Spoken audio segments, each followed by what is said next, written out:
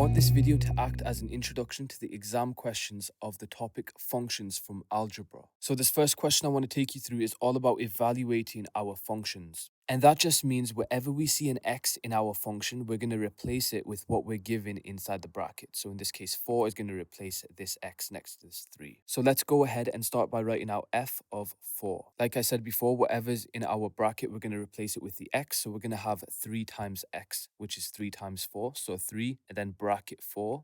This plus 4 at the end does not depend on x, so I'm just going to put that at the end like so. Then we need to simplify, so what's 3 times 4? Well, that's 12, and then we still have that plus 4 at the end. 12 plus 4 is 16. In an actual exam, that would give you 1 mark.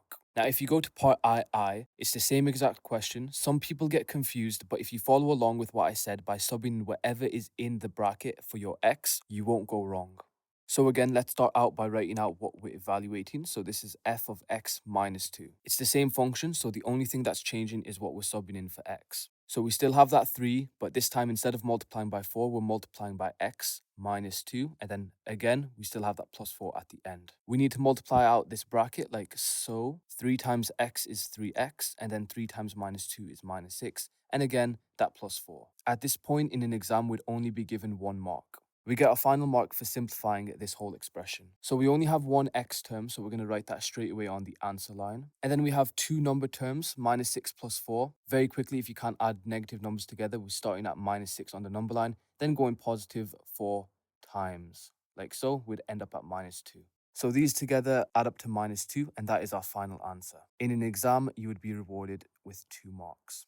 And now in the second question I want to show you, it's all about composite functions. So we're given 2 different functions, f and g, and we're told to work out this strange thing, fg of x. Now, whenever you see this, all I want you to write out is the first function you see and then open a big bracket. So we have f and then open a bracket and then put the second function in, so g of x. And then make sure you put that second layer of the bracket around it. And hopefully you can see where I'm going with this. We're going to replace this g of x with whatever the function actually is, so 3x minus 4. So we have f and then open bracket and put in 3x minus 4.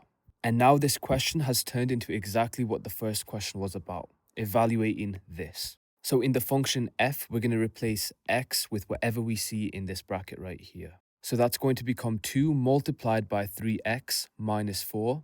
And then we have a plus 5 at the end that doesn't depend on x. Now, like before, we multiply out this single bracket. 2 times 3x is going to be 6x, and 2 times minus 4 is minus 8, and then we still have that plus 5 at the end. We only have one x term, so we have 6x at the start, and then minus 8 plus 5 is going to be minus 3. So we're going to get 1 mark for this, and then 1 mark for the simplification, giving us a total of 2 marks for this exam question. Part II is asking the same question, but in the opposite order. So instead of fg of x, we're doing it gf of x. And like I said before, write your first function out with a bracket in front of it. Then write your second function out again, so f of x, and then close it with a bigger bracket. Now replace this with what the actual function is, so 2x plus 5. So we have g of 2x plus 5. So now we're going to be looking at the function g right here and replacing this x with whatever is inside this bracket.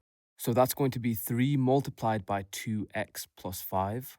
And then we have a minus 4 at the end. And again, multiply out the single bracket like so. 3 times 2x is 6x. And then 3 times 5 is plus 15. And then again, we have a minus 4 at the end. We only have one x term, so that's going to be 6x right here. And then 15 minus 4 is going to be plus 11. And that's going to give us another 2 easy marks from the exam. Now, hopefully you've realized that functions don't go both ways. So if I do fg of x, it's not going to be the same answer of gf of x. And the reason why we've noticed that is because this answer is not the same as this answer. And that's really what this part is asking about, part II. What can you conclude about how composite functions work? And what are we going to say about that? Well, we're going to say composite functions do not give the same answer in reverse order.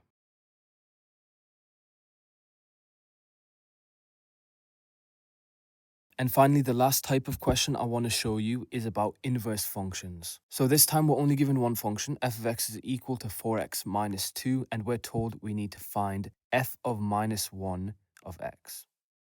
You read this out as the inverse function of f. Now, when working out inverse functions, I always want you to remember that y is reversible with f of x, or whatever function you have. It'd be the same if this was g of x or h of x, etc. And I put this down because I want you to change this f of x for y. So we have y is equal to 4x minus 2. And now the next step in finding your inverse function is replacing the position of y and x. So x is going to go here and y is going to go here.